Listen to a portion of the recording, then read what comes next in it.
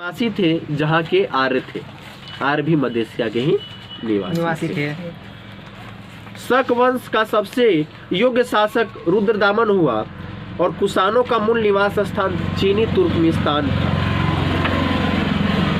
और कुषाण वही थे जो चीन के एक यूची जनजाति के क्या थे, सखा थे, जो उत्तर पश्चिमी क्षेत्र में भारत में अगर क्या हो गए थे, बस गए थे।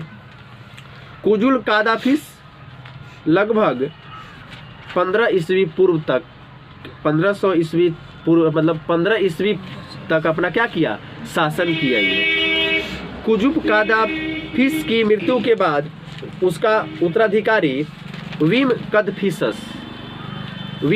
कदफिसस उसका उत्तराधिकारी बना और इसी के शासन काल में चमड़े के जूते का प्रचलन शुरू हुआ।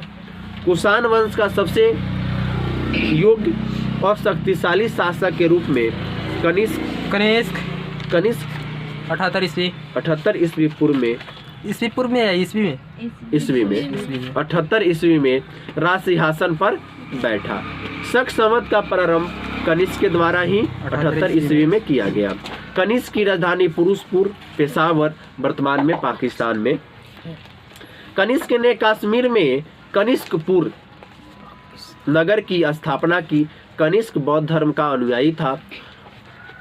कनिष्क का राजकवि अश्वघोष था और कनिष्क के समय ही चौथी बौद्ध संगीति कुंडलवन कश्मीर में संपन्न हुई थी, है ना। ठीक है, जिसके अध्यक्ष वसुमित्र और उपाध्यक्ष अश्वघोष थे। वसुमित्र और अश्वघोष दो महान साहित्यकार भी थे।